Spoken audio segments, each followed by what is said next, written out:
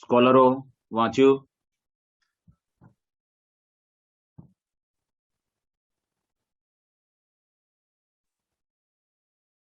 એટલે કોઈનો અવાજ નહીં આવતો. કેમ આવું?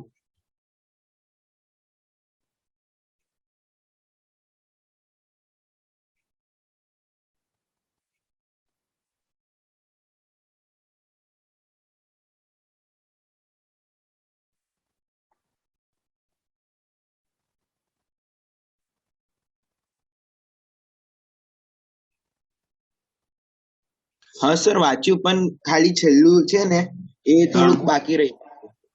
ઓકે, કોઈ સમજમાં તકલીફ બેટા? ના સર. પાક્કું ને? હા સર. હોય તો મને પહેલા કહી દેજો બેટા, કારણ કે એમને પછી મેળ નહીં પડે. તમે જાતે જો એ કરવા બેસો ને તો કશો જ મેળ નહીં પડે પછી. ચાલો હવે અહીંયા જુઓ.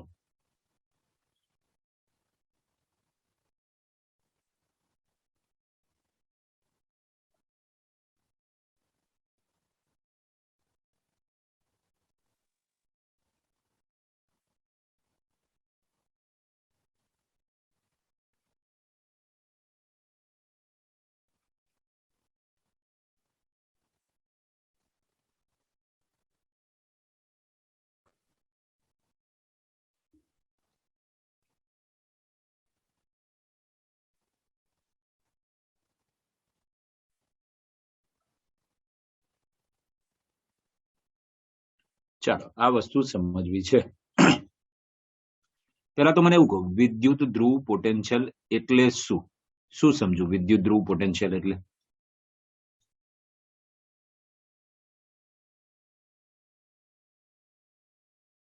હા બેટા, વિદ્યુત ધ્રુવ પોટેન્શિયલ ના બેટા, પોટેન્શિયલ ડિફરન્સ નહીં, રિડક્શન પોટેન્શિયલ. વિદ્યુત ધ્રુવ કહું છું એટલે બેટા આપણે ત્રીજા ચેપ્ટરમાં ભણી ગયા ને, વિદ્યુત ધ્રુવ પોટેન્શિયલ કે એટલે સમજવાનું કે રિડક્શન પોટેન્શિયલ છે.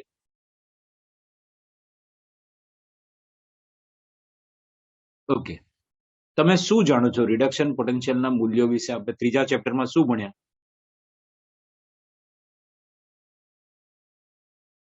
જેના રિડક્શન પોટેન્શિયલ નું મૂલ્ય વધારે હોય એનું રિડક્શન થાય. બરાબર, જેનો પ્રબળ રિડક્શન ઓક્સિડેશન કરતા હોય. પાક્કું, બિલકુલ. હવે બેટા રિડક્શન કરવું હોય તો મારે અહીંયા સપોઝ M2+ આયન હોય તો મારે એને M માં ફેરવવો પડે, હા કે નહીં? કારણ કે આનું રિડક્શન પોટેન્શિયલ કીધું છે. પણ બેટા M2+ બન્યો કેવી રીતે? તો કે આપણી પાસે કોઈ ઘન ધાતુ છે, બરાબર? હવે એમાંથી મારે M2+ બનાવવો છે. બેટા આયનીકરણ એન્થાલ્પીની વ્યાખ્યા શું થાય?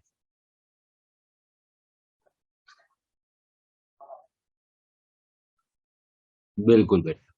તો શું અહીંયા વાયુરૂપ તટસ્થ પરમાણુ છે? ના. તો મારે પહેલા એને વાયુમાં ફેરવવો પડશે. એટલે આ થઈ ગયું ડેલ્ટા H સબ્લિમેશન. સબ્લિમેશન એટલે ઉર્ધ્વપાતન. તો આ ઉર્ધ્વપાતન માટેની ઉર્જા. ચાલો આટલી સમજ પડી? હા સર. હવે મને વાયુરૂપ પરમાણુ મળ્યો, એમાંથી એક ઇલેક્ટ્રોન દૂર કરો તો આની સાથે સંકળાયેલી ઉર્જાને શું કહીશું બેટા? આયનીકરણ ઉર્જા.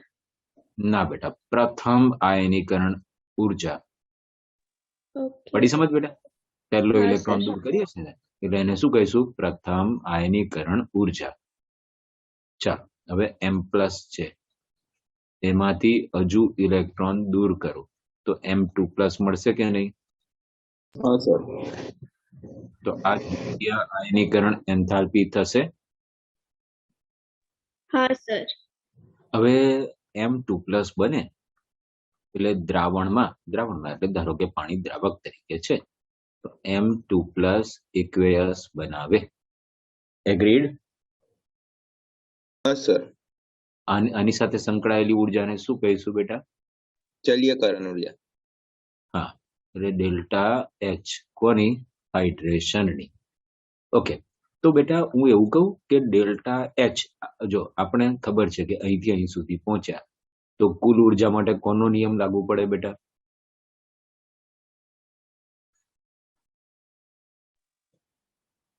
બોલો બેટા, કુલ ઉર્જા માટે કોનો નિયમ લાગુ પડે? આયનીકરણ ઉર્જા વાળો. ના બેટા, હા, ઇલેક્ટ્રોન વાળો. ના, ઇલેક્ટ્રોન વાળો કઈથી આવે બેટા? હેસનો નિયમ. હેસનો નિયમ શું છે?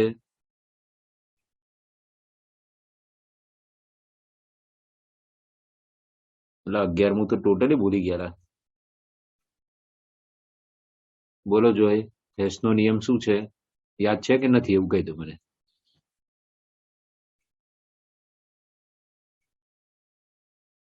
હા તો હા, ના તો ના કહી દો ને બેટા, મને આગળ ખબર પડે. નથી યાદ સર. ઓકે, નો પ્રોબ્લેમ. જો બેટા, રાસાયણિક પ્રક્રિયામાં થતો કુલ એન્થાલ્પી ફેરફાર એ દરેક તબક્કાના એન્થાલ્પી ફેરફારના સરવાળા બરાબર હોય છે. સાંભળ્યું? કુલ એન્થાલ્પી ફેરફાર કેટલો? તો કે ભાઈ દરેક તબક્કામાં, એ પ્રક્રિયા માન લો કે એક કરતા વધારે તબક્કામાં થાય છે, તો દરેક તબક્કામાં જે એન્થાલ્પીમાં ફેરફાર થાય, બધા જ એન્થાલ્પી ફેરફારનો સરવાળો. આટલી સમજ પડી? હા સર. ઓકે, એટલે પ્રક્રિયા એક તબક્કામાં થાય કે એક કરતા વધારે તબક્કામાં, પણ કુલ એન્થાલ્પી ફેરફાર હંમેશા અચળ જ રહે. એટલે કે કુલ એન્થાલ્પી ફેરફાર કેટલો? તો કે એ પ્રક્રિયા જેટલા તબક્કામાં થઈ હોય એ દરેક તબક્કાના એન્થાલ્પી ફેરફારના સરવાળા બરાબર. તો અહીંયા ડેલ્ટા એચ કુલ મારે કેટલો ગણવો બેટા? તો હું એવું કહી શકું કે ડેલ્ટા એચ સબ્લિમેશન વત્તા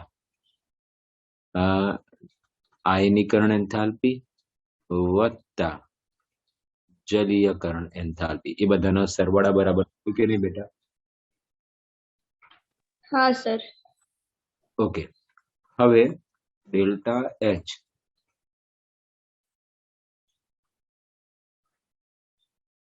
જેટલો નાનો હોય ને બેટા, તો એનો મતલબ શું? તો કે ભાઈ ઇમ્પ્લાઇઝ તે આયનની જલીય દ્રાવણમાં સ્થિરતા વધુ હોય. સાંભળ્યું? શું કીધું? આ ડેલ્ટા એચ કુલ જેટલો નાનો હોય ને એટલું અહીંયા જે બી આયન આપણે બનાવ્યો હોય, M2+ જે બનાવ્યો, એમાં Cu2+ હોય કે જે બી હોય, તો એટલું એ આયનની જલીય દ્રાવણમાં સ્થિરતા વધારે હશે. બોલ, આટલી સમજ પડી? હા સર. હવે આ જે શીખવડ ને એનો ઉપયોગ મારે હવે આ ટોપિકમાં કરવાનો છે, કારણ કે આ ટોપિક ભણાવતા પહેલા મારે આ સમજાવવું જરૂરી હતું. ઓકે, ચાલો. આપણને ખબર છે કે Cu નો રિડક્શન પોટેન્શિયલ કેટલો છે બેટા? યાદ છે ને કે ભૂલી ગયા? ભૂલી ગયા? 0.36. 34. હા, કઈ વાંધો નહીં, કઈ નહીં. આટલું નજીક યાદ છે તોય સારું છે. કોપર નો રિડક્શન પોટેન્શિયલ કેટલો છે બેટા? 0.34. એટલે ધન મૂલ્ય છે, બરાબર? ઓકે, અને જો આનો મતલબ શું? આપણી પાસે કોમન સેન્સ છે કે Cu2+/Cu એનો રિડક્શન પોટેન્શિયલ 0.34 વોલ્ટ, બરાબર છે? ઓકે, અને એક જ મિનિટ,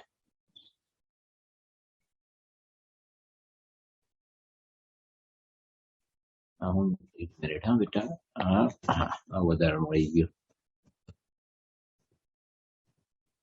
ઓકે, ચાલો. આનું મૂલ્ય કેટલું?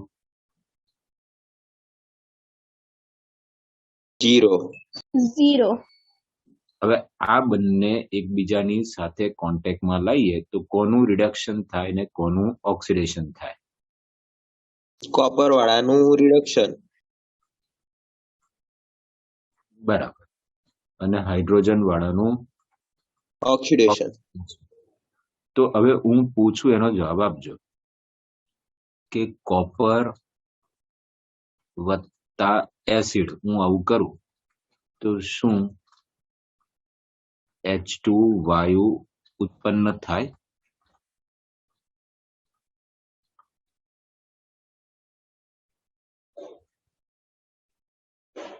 ના. ના. ઓકે, કારણ કે ખબર છે કે કોપરની હાજરી હશે તો કોપરનું તો રિડક્શન પોટેન્શિયલ વધારે છે, એટલે રિડક્શન થાય તો કોપરનું થાય, એસિડમાં રહેલા H+ નું નહીં. એટલે H+ નું રિડક્શન જ નથી થતું, હાઇડ્રોજનનું ઓક્સિડેશન થાય ઇનફેક્ટ. એટલે H+ નું રિડક્શન જ નથી થતું તો હાઇડ્રોજન વાયુ ઉત્પન્ન થશે નહીં. એનો મતલબ કોપર એ એસિડ સંયોજનોમાંથી H2 મુક્ત કરવા સક્ષમતા ધરાવતું નથી. ચલો આવું લખાય મારાથી? હા સર. ઓકે, પણ તરત આપણું દિમાગમાં આવવું જોઈએ, ભલે હાઇડ્રોજન નથી મૂકતો તો એનો મતલબ શું? કોપર એસિડ સાથે પ્રક્રિયા જ નથી કરતું? તો આપણે કહીશું કરે છે યાર. તો ક્યાં જોઈ બેટા એની પ્રક્રિયા? કોની સાથે પ્રક્રિયા કરે છે? યાદ કરો, 7મું ચેપ્ટર.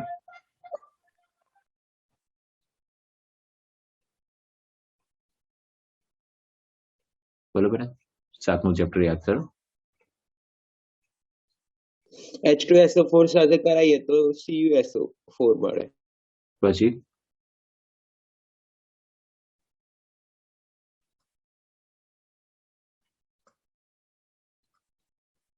બીજું કોઈ યાદ આવતું હોય તો બોલો.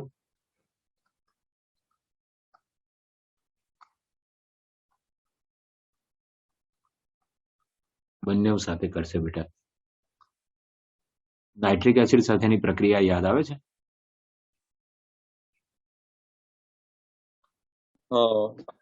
કઈ બેટા? એકાદ પ્રક્રિયા કહો જોઈએ. આવું કઈ કરતું ખબર છે?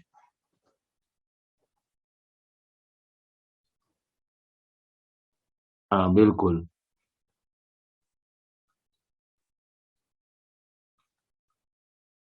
ખરું ને? હા, એટલે કોપર પ્રક્રિયા કરશે ડેફિનેટલી આવા એસિડ સાથે, પણ કેવા એસિડ? ઓક્સિડેશન કરતા એસિડ સંયોજનો સાથે. પણ હા, એટલું ચોક્કસ કે H2 વાયુ તો નહીં જ ઉત્પન્ન કરે. આટલી સમજ પડી? ઓકે, હવે એવું કેમ થતું હશે? તો આપણને ખબર છે કે ભાઈ એક એક કરીને લોકો આવેલા. હા ચાલ, એવું કેમ થતું હશે? તો આપણને ખબર છે કે Cu2+ નો રિડક્શન પોટેન્શિયલ વધારે છે. Cu2+ નો રિડક્શન પોટેન્શિયલ વધુ છે. તો બેટા Cu2+ નો રિડક્શન પોટેન્શિયલ વધુ છે એનો મતલબ શું? કે Cu2+ રિડક્શન પામી જાય છે, હા કે નહીં? ઓકે, એટલે એનો મતલબ એમાં મારો જે ડેલ્ટા H ટોટલ છે એ કેવો હશે?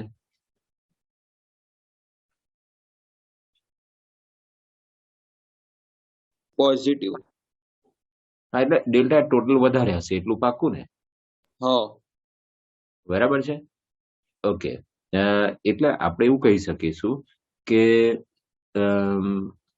Cu માંથી આપણે જ્યારે Cu2+ બનાવીએ, કારણ કે આપણે તો પહેલા Cu માંથી Cu2+ બનાવવું પડશે ને, તો એના રૂપાંતરણ માટેની જરૂરી ઉર્જા જલીયકરણ એન્થાલ્પી દ્વારા સમતોલિત થતી નથી. એટલે આટલા કામ એટલે કયા બેટા? આ પહેલા 3 કામ માટે જેટલી ઉર્જા આપણને જરૂર પડે છે તો એને કોણ બેલેન્સ કરી આપવું જોઈએ? જલીયકરણ એન્થાલ્પી. કારણ કે આ પહેલી ત્રણ ક્રિયા માટે ડેલ્ટા એચ ધન હોય અને આના માટે ડેલ્ટા એચ ઋણ હોય. તો આ બંને એકબીજાને બેલેન્સ કરી આપે, સંતુલિત કરી આપે, તો પછી Cu માંથી Cu2+ બને. બરાબર, એટલે કેવું છે, સંતુલિત કરી આપે તો એનો મતલબ Cu માંથી Cu2+ બનવાના ચાન્સીસ ઓછા છે. તો હવે ઊંધી દિશામાં જશે, પણ અહીંયા સંતુલિત કરી આપતી નથી એટલે શું એનો મતલબ થયો કે Cu2+ શેમાં જશે? Cu માં જશે. સાંભળ્યું? હા સર. શું કીધું મેં?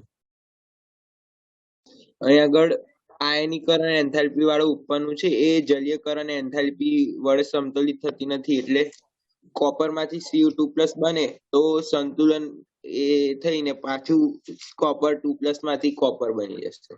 બિલકુલ. ચાલ, આટલે સુધી બધાને સમજ પડી બેટા? હા સર. હા સર.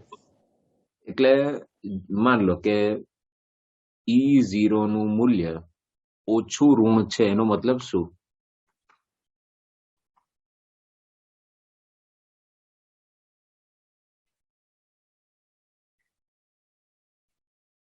બેટા, E0 નું મૂલ્ય ઓછું ઋણ છે એનો મતલબ શું?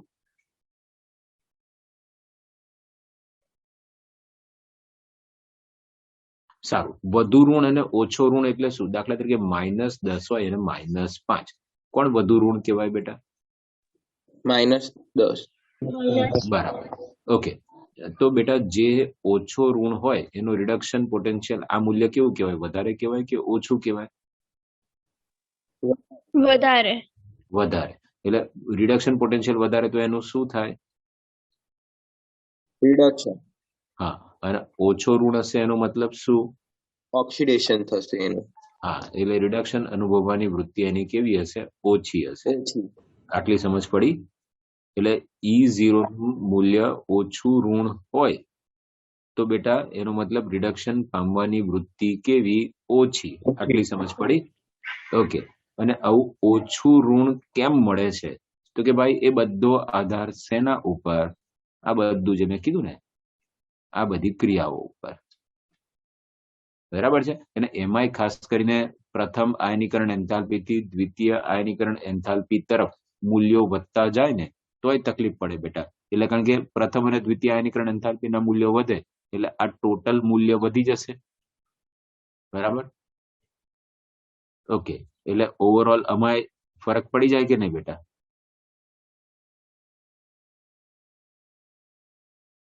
સાંભળ્યું લા?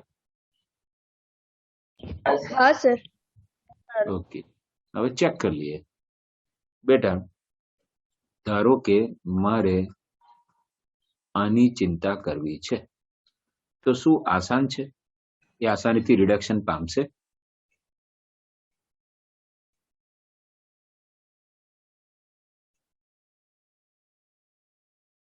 થોડીક મગજ ચલાવો બેટા. Mn2+ ની ઇલેક્ટ્રોન રચના શું છે? Argon 4s0 3d5. કેમ ના પામે બેટા?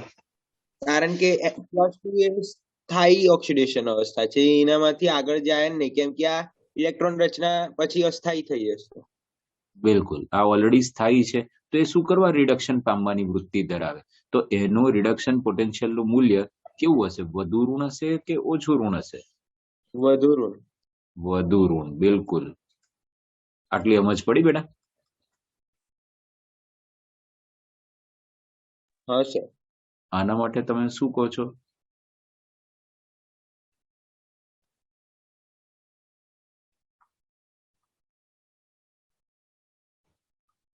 હા,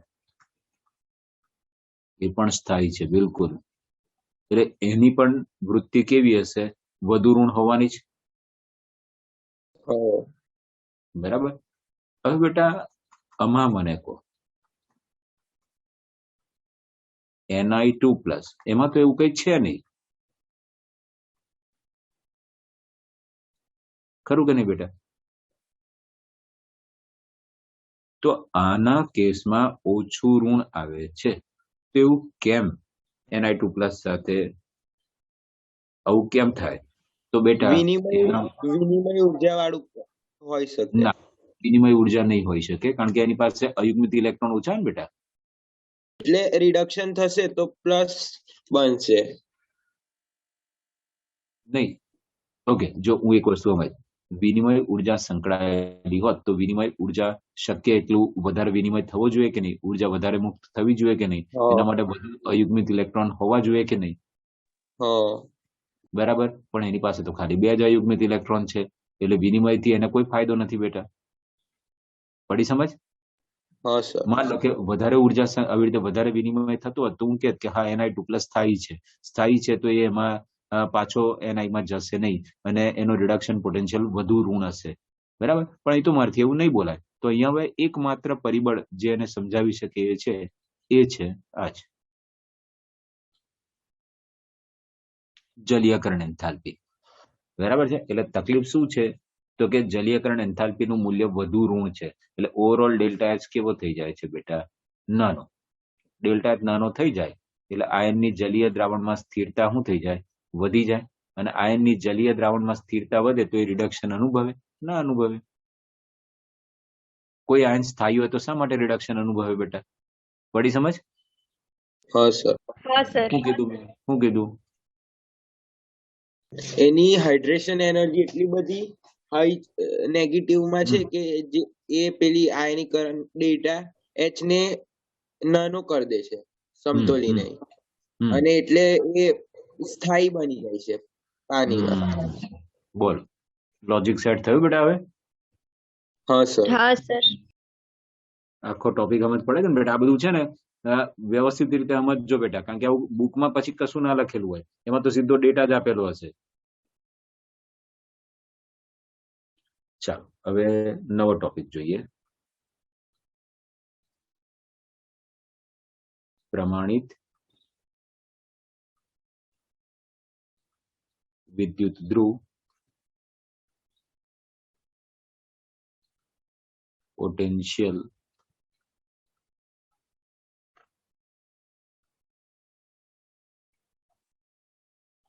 એટલે આપણે ફોકસ તો હજુ એનું એ જ છે ટોપિક. પણ પહેલા કયો રિડક્શન પોટેન્શિયલ હતો બેટા? M2+ માંથી M વાળો. હવે આપણે કોની વાત કરી રહ્યા છે? M3+ માંથી M2+ વાળો. આટલી સમજ પડી બેટા? હા સર. હવે મને એવું કહો કે Sc3+ / Sc2+ આ રિડક્શન પોટેન્શિયલ નું મૂલ્ય કેવું હશે? વધારે કે ઓછું?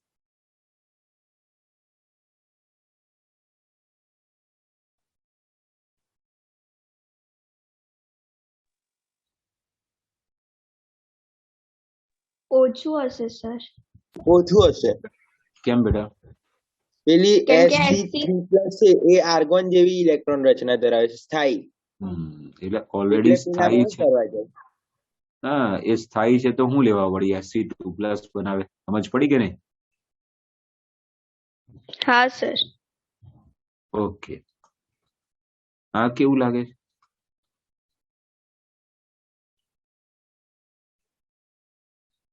જતું રહેશે એટલે ઊંચો હશે રિડક્શન પોટેન્શિયલ. રિડક્શન કેમ બેટા?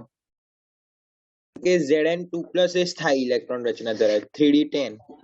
એટલે આ બંનેમાં આ વધારે સ્થાયી છે, તો હંમેશા પ્રક્રિયા કઈ તરફ થાય? જે દિશામાં સ્થાયી હોય એ તરફ.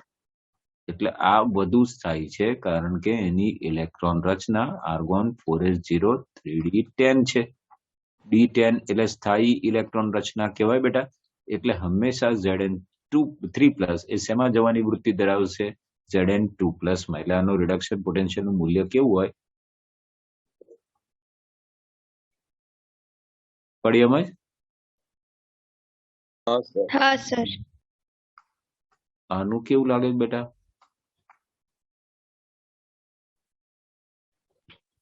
વધારે.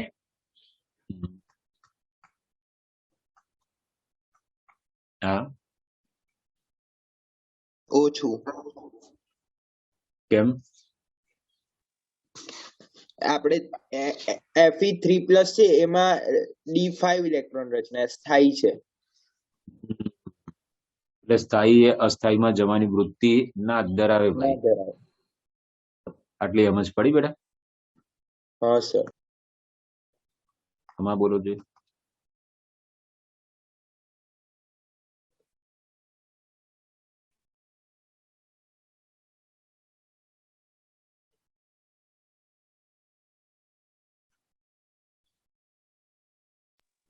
વધારે હશે સર. રીઝન બતાવો. આમાં અયુગ્મિત ઇલેક્ટ્રોન વધી જાય છે. અયુગ્મિત ઇલેક્ટ્રોન વધી જાય છે ને, તો શું? એટલે વિનિમય ઉર્જા.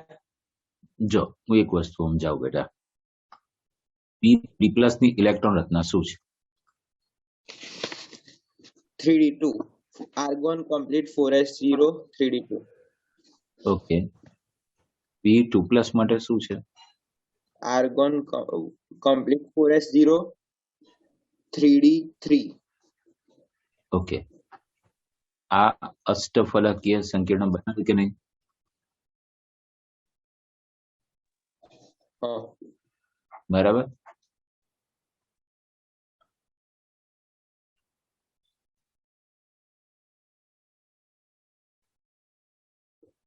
આપણે આવું ખબર ડિસ્કસ કરેલું. હા. એટલે T2 જે પૂર્ણ થઈ જાય. બોલો, સમજ પડી? હા સર. હા સર. ઓકે. કોઈ તકલીફ? ના સર. તો એક કામ કરો, આ બંને વસ્તુ ટેક્સ્ટબુક માંથી પહેલા વાંચી જાવ એકવાર.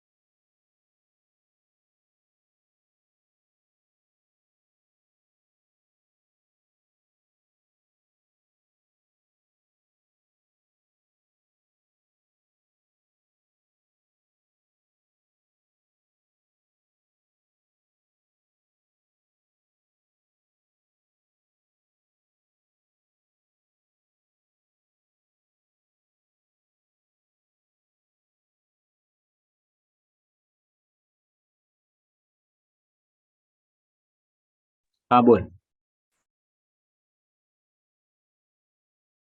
હા જો કઈ વસ્તુ કહે છે. હા એટલે Ni2+ તમે જુઓ.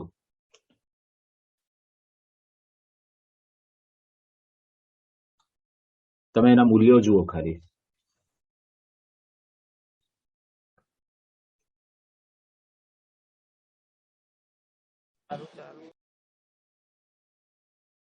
જોયું બેટા?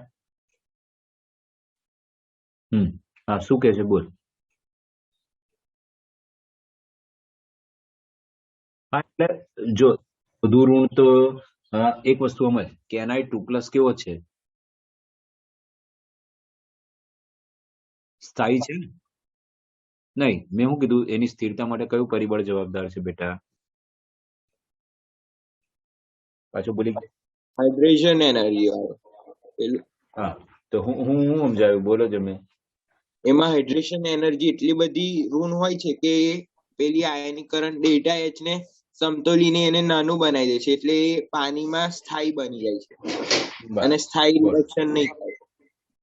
બોલો, આટલી સમજ પડી બેટા?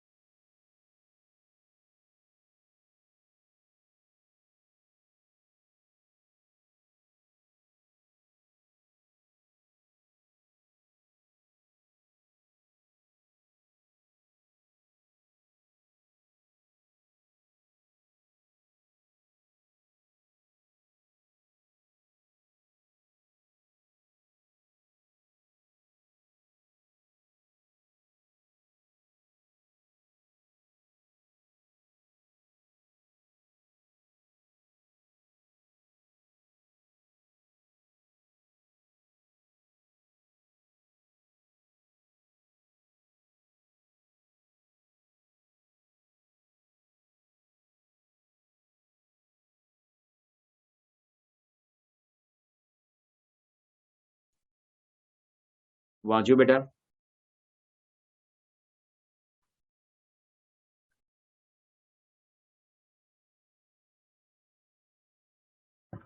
હા સર.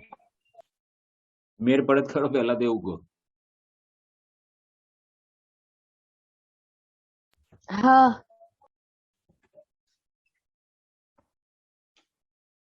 કોઈ જગ્યાએ કોઈ તકલીફ?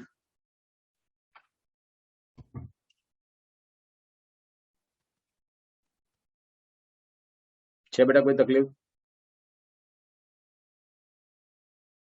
ના સર.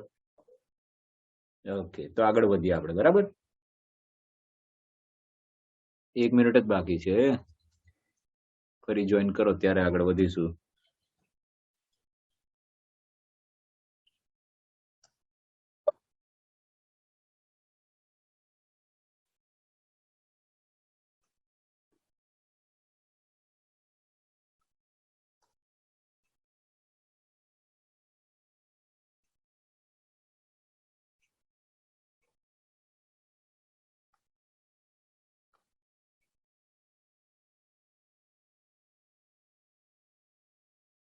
ની મહત્તમ ઓક્સિડેશન અવસ્થા ધરાવતા સંયોજનો.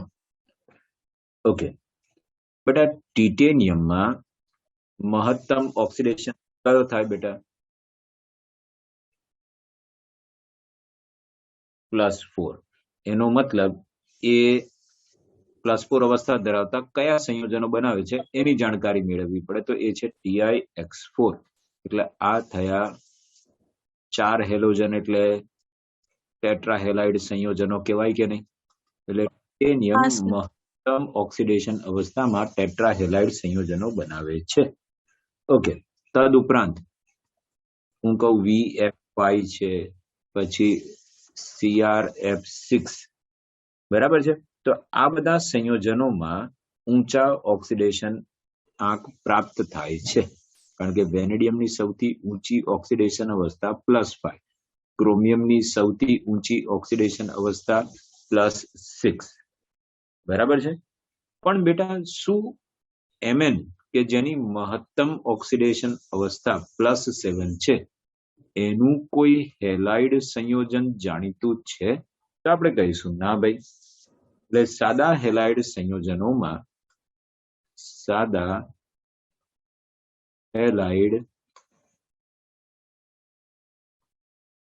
આ બધા સાદા હેલાઇડ કહેવાય કે ભાઈ તત્વ અને સીધો એની સાથે હેલોજન, એમ, બરાબર છે. તો સાદા હેલાઇડ સંયોજનોમાં Mn +7 નથી દર્શાવતું, બરાબર છે.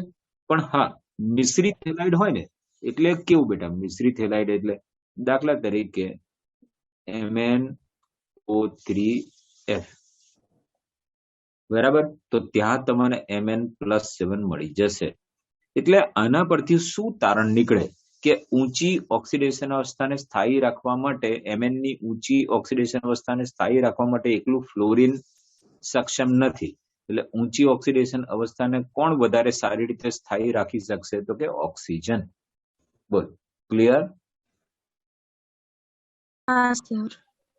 તો બેટા, ઊંચી ઓક્સિડેશન અવસ્થા ઓક્સિજન વડે સ્થાયી રહેતી હોય અને ફ્લોરિન એને સ્થાયી ના રાખતો હોય, તો એનું રીઝન શું હોય?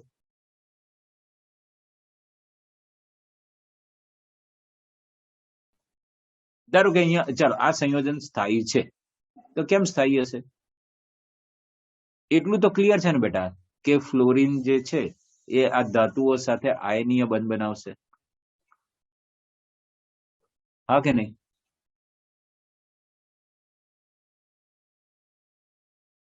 બેટા, ધાતુઓ ઇલેક્ટ્રોન ગુમાવે, ફ્લોરિન ઇલેક્ટ્રોન મેળવે, એટલે આયનો બને, એટલે આયનીય બંધ બનશે કે નહીં? હા સર. હા, તો ત્યાં કયું પરિબળ જવાબદાર હશે તો મને સમજાવ કે આ બધા સંયોજનો સ્થાયી છે તો કેમ સ્થાયી હશે? એક સિમ્પલ વસ્તુ હોય બેટા કે ભાઈ, આપણે શું ભણ્યા કે લેટિસ એન્થાલ્પી જેટલી વધારે એટલી સંયોજનની સ્થિરતા વધારે. શું કીધું? કોપરના હેલાઇડની વાત કરું તો Cu માં 2 અવસ્થાઓ જાણીતી છે, Cu2+ અને Cu+1. કરું કે નહીં બેટા? હવે કોપરમાં CuCl2, CuBr2, CuI2 આ બધા સંયોજનો તો આપણે જોયેલા છે, બરાબર કે જોયેલા કે નથી જોયેલા? ના, તો પછી ભૂલ કરો છો. આ આઈટમ જોયેલી નથી બેટા, CuI2. કેમ? એ વસ્તુ સમજો કે જો તમે CuI2 બનાવવાનો વિચાર ધરાવતા હોય તો Cu2+ કોની સાથે જોડાવવો જોઈએ? I- સાથે, હા કે નહીં? હા. ઓકે, પણ જેવો Cu2+ I- ના સંપર્કમાં આવે છે તો એ શું કરે ખબર છે? Cu2 I2 અને I2 માં વિઘટિત થઈ જાય છે, એટલે આ પ્રમાણે પ્રક્રિયા કરી નાખે છે. એટલે એનો મતલબ તેણે I- નું I2 માં ઓક્સિડેશન કર્યું, એવું થાય કે નહીં? હા, એનો મતલબ શું થયો કે આયોડાઇડ સિવાય, આયોડાઇડ એટલે I-, આયોડાઇડ સિવાય બધા Cu2 પ્લસ એલાઇડ સંયોજનો જાણીતા છે. આવું લખાય કે નહીં બેટા? હા સર. ઓકે, તો જલીય દ્રાવણની વાત કરું ને, જલીય દ્રાવણમાં ઘણા Cu પ્લસ સંયોજનો અસ્થાયી હોય છે. એટલે અસ્થાયી હોય એટલે શું થાય? એ કોઈ ને કોઈ નવી અવસ્થામાં રૂપાંતરિત થઈ જાય. એટલે Cu plus plus Cu plus આ બંને વચ્ચે પ્રક્રિયા થઈને શું બનાવે? તો કે Cu2 પ્લસ અને Cu. આ પ્રક્રિયાને કેવી કહેવાય બેટા?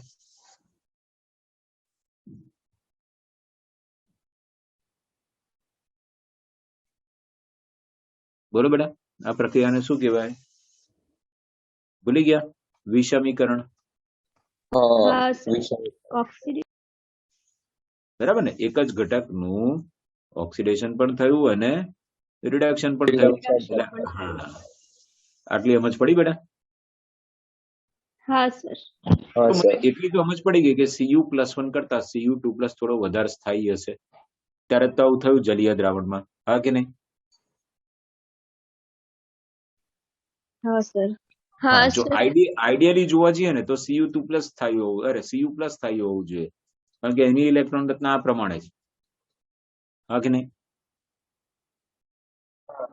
પણ એની જગ્યાએ Cu2 પ્લસ જ બને છે. હવે તો એવું કેમ હશે બેટા? એ વધારે કેમ સ્થાયી હશે? તો એનો મતલબ એવો થયો બેટા કે Cu2 પ્લસ ની જલીયકરણ એન્થાલ્પી Cu પ્લસ કરતા ઘણી વધારે હશે, કારણ કે સ્થિરતા માટે એકલી ઇલેક્ટ્રોન રચના નહીં, એ દ્રાવણમાં ગયા પછી જલીયકરણ પામે એ પરિબળ પણ જોવું પડે આપણે. બરાબર છે? એટલે આનાથી આપણે મારે આ વસ્તુ સમજાવી હોય કે શા માટે Cu+1 કરતા Cu2 પ્લસ વધારે સ્થાયી છે. એકચ્યુઅલી ઇલેક્ટ્રોન રચના તો Cu પ્લસ ની વધારે સ્થાયી છે. તો ભાઈ એના માટે જવાબદાર પરિબળ કયું થયું?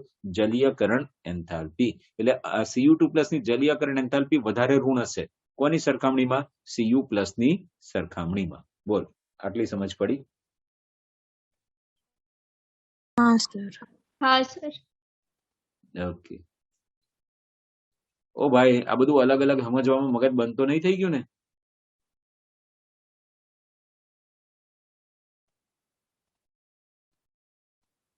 ઓ સ્કોલર લોકો, મેળ પડે ખરો કે પછી આ એક ફરજ છે પૂરી કરીએ છે? મગજ ચલાવવું પડે બેટા આના માટે. બરાબર? આ બધી વસ્તુ, આ જલીયકરણ એન્થાલ્પી ને બધા પરિબળો, આ દ્રાવ્યતા માટેની બધા પરિબળો તમે 11મા માં ઓલરેડી ભણી ગયા છો. નવું કઈ છે નહીં, પણ બસ એને અહીંયા એપ્લાય કરતા શીખવાનું છે. મેળ પડે એટલે સાચું બોલો જોઈએ.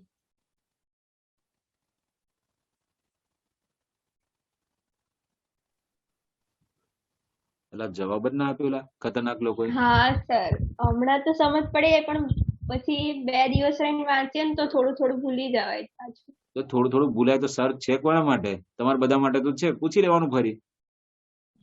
હા સર. બરાબર? હા. પણ તૈયાર કરી નાખશો ને એકવાર. જો તમે 2 દિવસ પછી પાછું પ્રોપર જો લખીને તૈયાર નહીં કર્યું હોય તો 2 દિવસ પછી પાછું ભૂલી જ જવાશે.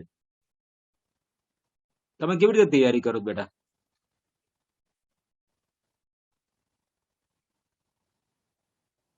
સાચે પછી રિવિઝન કરો ખરા બીજે દિવસે? સાચું બોલજો.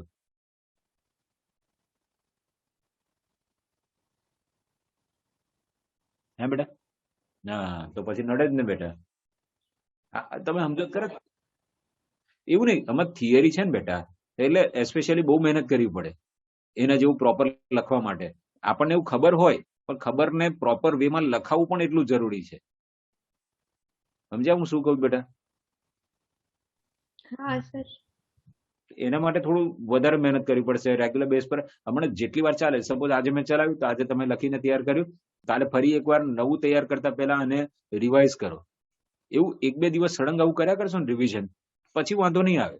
પણ તમે તો કેવું કરો, આજે કર્યું કોઈ કાલ પાછું નવું તૈયાર કરવા બેસી જાઓ, આજનું ગયું બાજુ પર, એ તો પછી લોચો જ પડે બેટા. એટલે આ ચેપ્ટરમાં મહેનત વધારે માંગી લેશે તૈયારી કરવા માટે. સમજવામાં બહુ અઘરું નથી, પણ તૈયારી કરવામાં હા સમજમાં કેવું છે કે બધા પરિબળો બધા બહુ છે આવા, એટલે તમને ક્લિયર હોવું જોઈએ કે કઈ જગ્યાએ કયું પરિબળ, આની જગ્યાએ આ સ્થાયી છે તો તરત આપણને સમજ પડવી જોઈએ કે આ Cu+1 કરતા Cu2+ વધારે સ્થાયી તો ના જ હોવું જોઈએ ઇલેક્ટ્રોન રચના પ્રમાણે, પણ છે એ હકીકત છે. તો એ શેને લીધે એવું થયું હોવું જોઈએ? તો કે ભાઈ હા, સ્થિરતા માટે એક પરિબળ કયું હોઈ શકે? જલીયકરણ એન્થાલ્પી બહુ વધારે ઋણ હોય તો. પડી સમજ બેટા? હા સર. હા મને એમ કહો સાચું કે કેટલું તૈયાર કર્યું આ ચેપ્ટર? એકદમ સાચું જેટલું છે એટલું બોલજો, ગપ્પા ના મારતા મહેરબાની કરીને. ના વાંચવા ના પાડ દો, કારણ કે મને નહીં લાગતું કે રેગ્યુલર બેઝ પર તમારામાંથી આમ અમુક જણ સિવાય મહેનત કરતા હોય. હેલા સ્કોલરો આ ચૂપ રહે છે એનો મતલબ નહીં વાંચ્યો, પાછા એકદમ પેલા સાપ જોઈ લીધો એવું થઈ જાય. બધા કેવા સાપ જોઈને ચૂપ થઈ જાય, બૂમ પાડીને હટી જાય, પાછા ડરી જાય, એવું છે. તો બેટા ઇનઓર્ગેનિકમાં તો મહેનત જોઈએ જ. મેં પહેલા જ કીધું તમને, ઇનઓર્ગેનિક એમને તૈયાર થાય જ નહીં. હવે ચેપ્ટરનો નેચર તો આપણે બદલી રહી શકવાના, જે છે વર્ષોથી આખી પ્રજા બધી કરે જ છે બેટા દુનિયાની, તો આપણે બી કરવાનું જ છે એવું માનીને તૈયારી કરવાની. કારણ કે હવે અમે આમાં બીજો કોઈ ઈલાજ નથી. આ કઈ બેટા એવું નથી કે દાખલા આવે કે ચલો ગણી નાખ્યા, ના, અહીં તો મારે આખી થિયરી તૈયાર કરવાની છે બેટા, એટલે મહેનત વ્યવસ્થિત જ માંગી લે. હું કઉ છું સમજ પડેલા? હા સર. શાંતિથી સાંભળે, રહી રહીને બોલે બધા મારા સ્કોલરો. એવું તો નહીં કરવાનું ઓપ્શનમાં કાઢી નાખવાના. ના ના સર. આ પાછા ગણન તો છે ને આવા આડાવડા વિચાર બહુ આવે બેટા. ઓપ્શનમાં કાઢી નાખશે ને તો એમનું રિઝલ્ટ બી ઓપ્શનમાં નીકળી જશે. કારણ કે લોકોને શું દેખાય તો કે હા જો 12 માંથી એ લોકો કેટલા લખવાના કહે છે? 8 લખવાના કહે છે. 9 માંથી 6 લખવાના કહે છે. 6 માંથી 4 લખવાના કહે છે. ઓકે, તો હવે એકાદ સવાલ તો નીકળી જ જશે ને. પાછા આવું વિચારે. પણ બેટા એમસીક્યુ ના જાય, અને થોડી અક્કલ વાપરવાની બેટા, કે શા માટે એમસીક્યુ આપણે શેના માટે આ 9, 10, 11, 13 આ બધાના એમસીક્યુ વધારે કેમ જોઈએ છે? આ ત્રીજા અને આ બધા, હા, જે પ્યોરલી થિયરી છે એને આપણે બહુ નથી જોતા. એ તો ક્યારે આવડે બેટા? તમને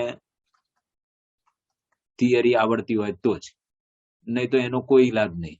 હા, પણ આ બધાનો 100% પ્રેક્ટિસ બહુ માંગી લે, બરાબર? તેમ છતાં એના જોઈશું તો ખરા, તમે એકવાર થિયરી તૈયાર કરશો એટલે. પણ બેટા એક સીધો હિસાબ એ છે કે ગુજકેટ જે આપતો હોય એનો 40% હિસ્સો હોય બેટા ગુજકેટનો, બરાબર છે? અને આપણા બોર્ડના એક્ઝામનો 60%. પણ આ 60%માં 50% તો એમસીક્યુ જ છે, એટલે 60 ના 50% એટલે 30. તો એમસીક્યુ નો ટોટલ હિસ્સો કેટલો થયો? 70% થઈ ગયો. એટલે તમારું રિઝલ્ટ, તમારું ભવિષ્ય કોણ નક્કી કરે છે? 70% એમસીક્યુ. જો એમાં તમારી ગ્રીપ હોય તો મેર પડે. ઇટ ડઝન્ટ મીન કે થિયરીને ઇગ્નોર કરાય, કારણ કે થિયરી પાક્કી આવડતી હશે તો જ આ બધા ચેપ્ટરમાં મેર પડે બેટા. સમજ પડે છે? માટે મહેનત કરવાની બેટા, નહીં તો આવી બનશે. એટલે એક ચેપ્ટર થિયરી, ઘણી વખત તો કેવું, ઘણા તો થિયરી વાંચતા કંટાળો આવે, અરે સર સમજ પડે ને શું કરું, આટલું બધું તો કેવી રીતે તૈયાર થાય? પણ બેટા કરવું તો પડે જ, બીજો કોઈ રસ્તો નહીં, નહીં તો આપણા રિઝલ્ટ બગડે. કારણ કે એવું નહીં વિચારવાનું, આપણે એવું વિચારવાનું કે યાર આટલા વર્ષોથી લોકો ભણે છે, જો એ લોકો કરતા હોય તો આપણાથી કમ ના થાય. એટલે કરવાની જ મહેનત બેટા. ચાલ, સંક્રાંતિ ધાતુના ઓક્સાઇડ વિશેની વાત કરીએ. તો બેટા ઊંચી ઓક્સિડેશન અવસ્થા કોના દ્વારા વધુ સ્થાયી બને છે?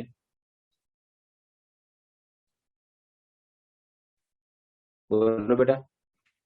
ઊંચી ઓક્સિડેશન અવસ્થાના સ્થાયિત્વ માટે કોણ મદદ કરશે? મેં કીધું હમણાં ના કીધું ઓક્સાઇડ. અલ્લા પાછું તમે તો 2 મિનિટે ભૂલી જાવ. અલ્લા Mn+7 માં ના બતાવ્યું મેં કે હેલાઇડ થી એકલું થાય છે? તો કે ના, મેં કીધું કે મિશ્રિત, એટલે કે વધારે મદદ કોણ કરે છે? ઓક્સિજન. યાદ આવ્યું આવું કીધું હતું? બેટા કેવા લા તમે તો ચૂપ બેસો, બેસનામાં આવ્યા છો? હે બેટા બેસનામાં આવ્યા એવું બેહો છો તમે તો યાર. થોડું બોલવાનું રાખો બેટા. હવે તો લોકો બેસનામાં ચૂપ નહીં બેસતા. યાર તમે તો એકદમ પેલા આગ્રહાંકિત બાળકોની જેમ બિલકુલ ચૂપ, ડિસિપ્લિન આવી ગઈ તમારા.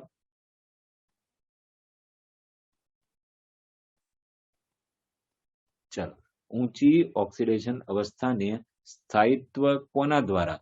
તો કે એક ક્ષમતા ઓક્સાઇડ સંયોજનોમાં જોવા મળે છે.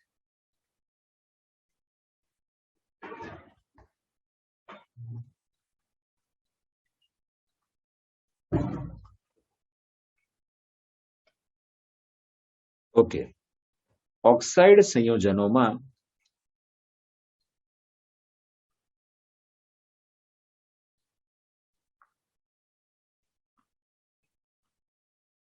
ઊંચો ઓક્સિડેશનાંક ઇઝ ઇક્વલ ટુ સમૂહ ક્રમ. કોઈ કે એટલે શું સમજવું? તો કે ભાઈ આવું બધું કઈ સુધી થાય? તો કે મધ્ય સુધી બધું ચાલે. દાખલા તરીકે Sc2O3, Sc+3 થયો, Mn2O7, Mn+7 થયો. સ્કેન્ડિયમ કયા સમૂહમાં? ત્રીજા સમૂહમાં. Mn કયા સમૂહમાં? સાતમા સમૂહમાં. એટલે સૌથી ઊંચો ઓક્સિડેશન આંક એ કોના જેટલો? તો કે સમૂહના ક્રમ જેટલો. ચાલ, આટલી સમજ પડી? હા સર. હા સર. પણ સમૂહ 7 થી આગળ જઈએ તો ત્યાં માન લો કે ભાઈ Mn પછી Fe આવે, તો શું Fe માં સમૂહનો ક્રમ કયો થઈ જાય? 8 થઈ જાય. તો શું Fe માં +8 જોવા મળે છે આવું ઓક્સિડેશન ના. અવસ્થા? પ્લસ છે. એટલે તઈ તકલીફ શું બેટા કે ત્યાં મને Fe2O3 ઉપરના ઓક્સાઇડ જોવા મળતા નથી.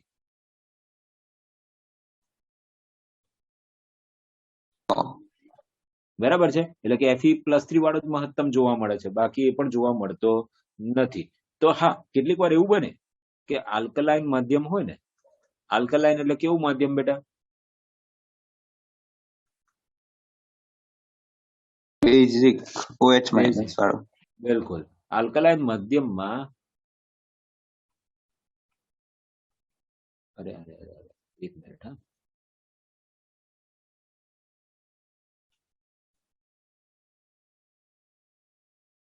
ફેરેટ 6 એટલે FeO4 2- આવું બને છે ખરું, પણ આ સ્થાયી નથી. સ્થાયી નથી એટલે તરત શું કરે? એ વિઘટન પામી જાય. શેમાં? Fe2O3 અને O2 માં વિઘટન પામી જાય છે.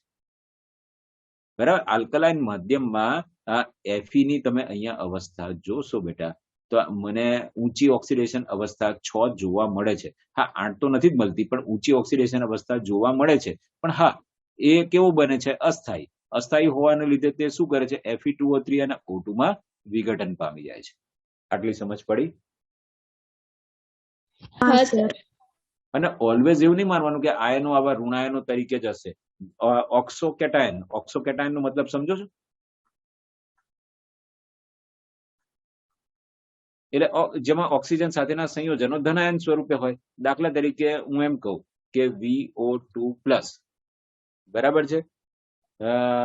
તો એ કોને સ્થાયિત્વ આપે છે? V+5 ને સ્થાયિત્વ આપે છે, હા કે નહીં?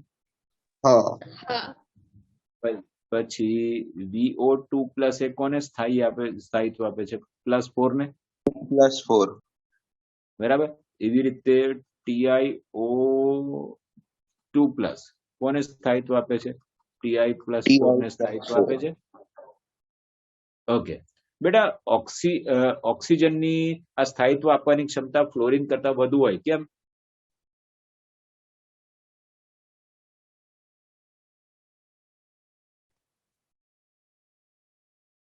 કારણ કે ઓક્સિજન એ દ્વિબંધ બનાવી શકે, જ્યારે ફ્લોરિન એક જ બંધ બનાવે છે. બરાબર.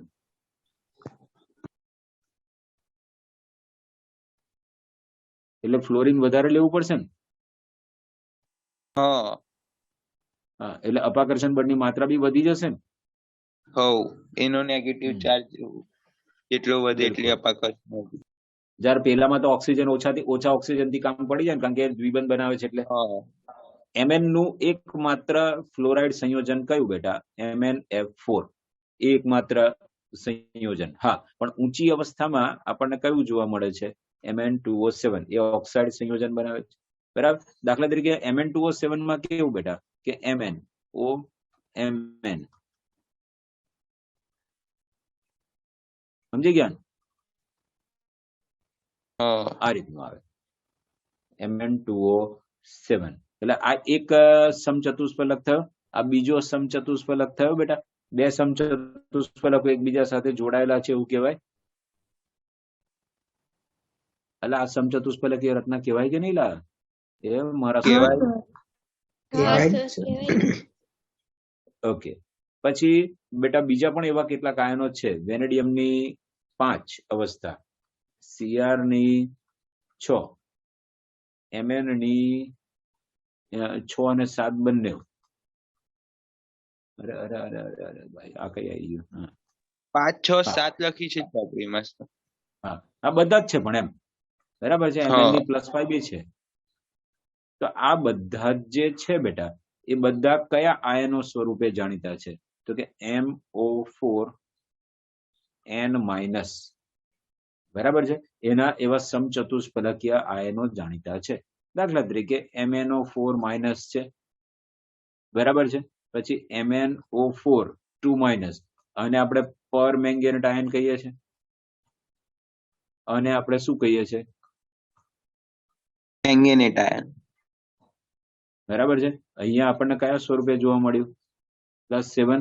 અહીંયા કયા સ્વરૂપે જોવા મળ્યું? +6. +6. બોલો, પડી સમજ? હા સર.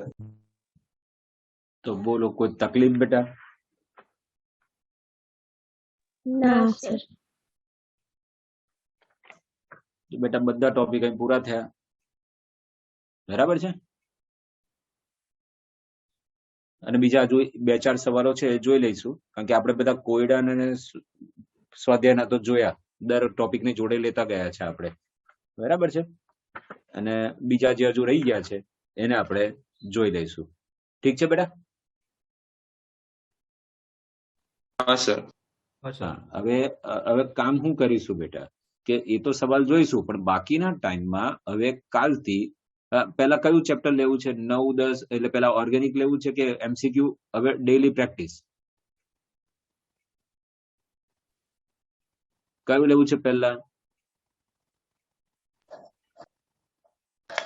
ઓર્ગેનિક તો સર ફાવે છે, ફિઝિકલ ના કરાવો ને MCQ. તો ત્રીજા ચેપ્ટર ના કરાવો. હો ડન, બરાબર છે. તો કાલે ત્રીજું ચેપ્ટર એકવાર વાંચીને આવજો, હું એના MCQ કરાવીશ બેટા, ઢગલા બંધ કરાવીશ, બરાબર છે. સારું. અને જો તમને કોઈ દાખલાઓમાં પણ તકલીફ પડતી હોય ને તો મને ફરી કહી દો બેટા, તો હું એ ટાઈપના દાખલા પહેલેથી હું મેનેજ કરીને રાખું. તો એવું કઈ હોય ને તો પણ મને કહો. છે કોઈ ચોક્કસ પ્રકારના દાખલામાં તકલીફ પડતી હોય કે એવું તેવું?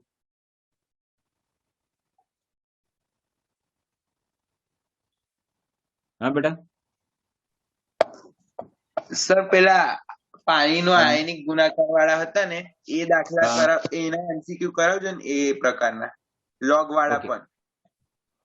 ઓકે, ઠીક છે. પણ દાખલાઓ ફાવે છે ખરા, હું એમ કહું છું. હા દાખલા તો ફાવે છે, પણ MCQ કેવા આવે એ કરાવજો ને એના પર.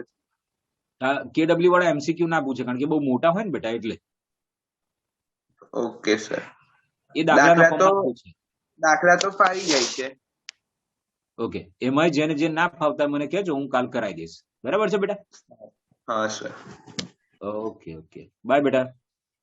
Bye sir.